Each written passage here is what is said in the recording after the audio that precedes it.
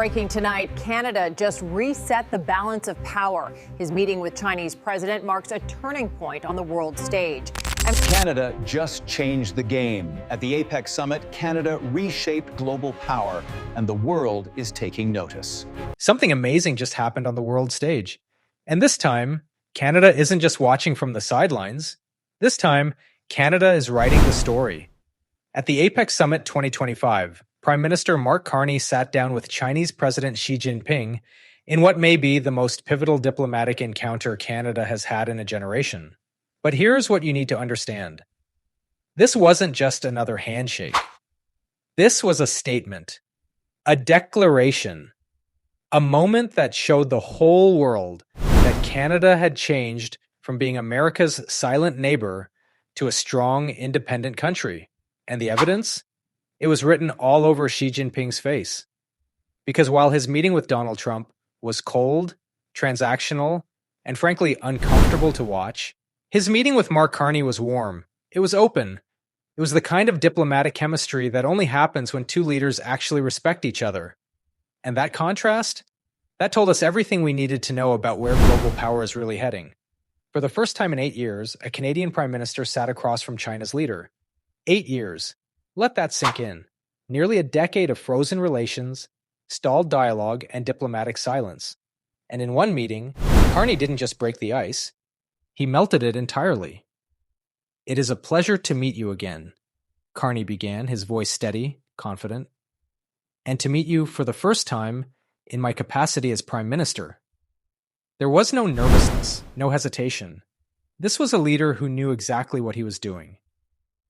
"I had the great pleasure of attending the G20, over which you presided at a time of great hope for the international system," he continued. "In recent years, we have not been as engaged. Distance is not the way to solve problems. Pragmatic and productive engagement is." And just like that, Carney laid out his entire philosophy. Not fighting, connection, not isolation, engagement. This is what separates him from the chaos we've seen coming out of Washington. Trump builds walls, Carney builds bridges, and the world is watching. But let's talk about what really happened in that room. Because the optics told a story that words couldn't capture. When Xi Jinping greeted Mark Carney, there were smiles, real ones. There was laughter. Measured, yes, but genuine. There was a visible sense of mutual respect that filled every corner of that meeting space. This was not protocol. This was chemistry. The kind of rapport that signals trust, not just between two men, but between two nations. Now compare that to what we saw when Xi met with Trump. Stiff body language, guarded expressions, a handshake that looked more like a formality than a greeting. Two leaders locked in rivalry, not partnership. It was transactional at best, hostile at worst, and the world noticed. So what changed?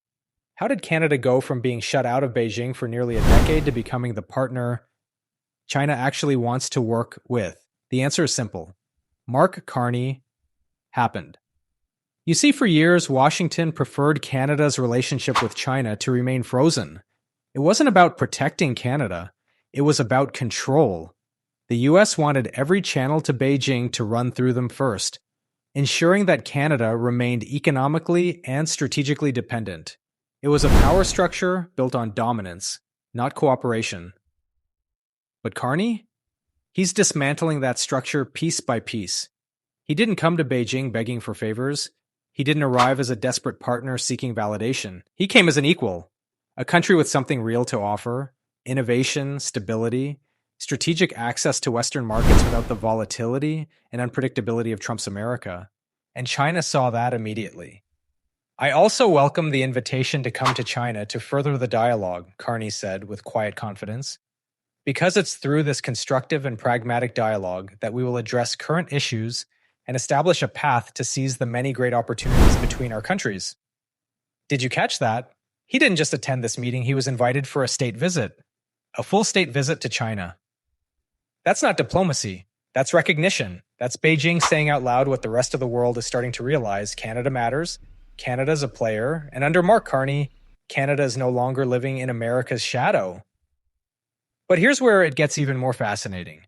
Because this meeting wasn't just about trade deals or photo ops. It was about something far more strategic. Carney is positioning Canada as the bridge, the nation that both East and West can trust when everyone else has burned their credibility. While Trump alienates allies, insults partners, and torches decades of diplomatic goodwill, Carney is quietly building a web of relationships that give Canada leverage no matter which direction global politics turns. Think about it. From Southeast Asia to Europe, from energy cooperation to technology exchange, Canada is now at the center of multiple new frameworks designed to diversify away from Washington's chaos.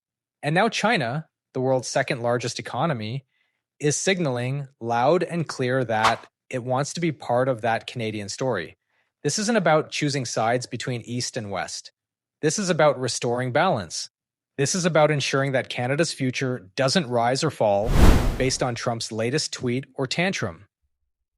And you know what the most telling moment was? When Xi Jinping leaned in toward Carney during their conversation. That visual alone spoke volumes. It showed ease, openness, the kind of body language you only see when there's genuine rapport, not forced diplomacy. That image of Xi leaning toward Carney while smiling? That's going to be studied in diplomatic circles for years as the moment China chose Canada over chaos. This meeting today is long overdue, Carney said afterward. It has been 8 years since the Canadian Prime Minister has met with the President of China. We now have a turning point in the relationship, a turning point that creates opportunities for Canadian families, for Canadian businesses, for Canadian workers, and also creates a path to address current issues. A turning point, that's exactly what this is. Because what we witnessed wasn't just diplomacy, it was a realignment, a shift in how the world sees Canada and how Canada sees itself. For decades, this country was defined by its proximity to the United States, the polite neighbor, the reliable ally, always supporting, never leading. That perception? It's gone. Completely erased in less than a year under Carney's leadership. And here's what really drives Trump insane. Xi Jinping congratulated Carney for becoming Prime Minister. He noted that Canada-China relations have achieved recovery and momentum toward positive development. Those aren't just diplomatic pleasantries. That's Beijing acknowledging that Canada is now a preferred partner, the stable, predictable, principled alternative to whatever madness is happening in Washington this week. Can you imagine what's going through Trump's mind right now? The man who built his entire political identity on dominance and deal-making is watching a Canadian Prime Minister outmaneuver him on the world stage. While Trump threatens, bullies, and burns bridges, Carney is calmly building the exact kind of relationships that create real power. Not the short-lived, ego-driven power Trump wants, but the long-lasting, structural power that changes how the world works. This is the strategy behind the handshake. Every new agreement Canada signs with Asia or Europe doesn't just strengthen Canadian independence, it weakens Trump's influence. It proves that nations don't need Washington's approval to thrive. They don't need to accept America's tantrums as the price of doing business. They can work with Canada instead. A country that keeps its word, honors its commitments, and doesn't treat diplomacy like a reality TV show. And the world is responding. Because what Carney represents is something the international system has been desperately searching for. Clarity, stability, leadership without the drama. In a world fractured by ego and ideology, Canada has become the voice of reason. The balancing force between East and West. The nation that can sit across from both Washington and Beijing and be respected by both.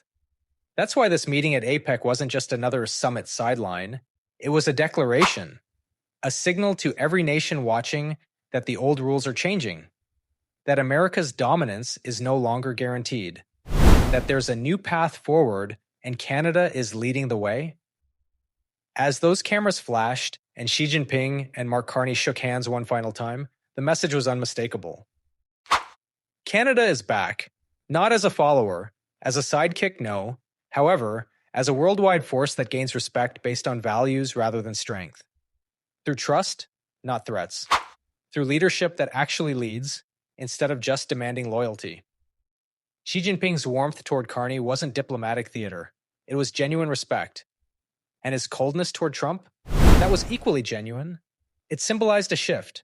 A world that stops looking to Washington for guidance and starts turning to nations like Canada for stability, where credibility is more important than force, where speaking the loudest is less important than keeping your word. Where there is no demand for trust, it's earned. Mark Carney has done in less than a year what many thought impossible. He's repositioned Canada from regional ally to global influencer, respected in Beijing, trusted in Brussels, and yes, envied in Washington. Because while Trump still clings desperately to the past, Carney is already shaping the future. A future where Canada doesn't just participate in the global conversation. Canada leads it. This is Canada Next. Independent, fearless, unapologetically Canadian. Subscribe now, because the story we're covering isn't just news, it's history in the making, and Canada is finally taking its rightful place at the center of that story.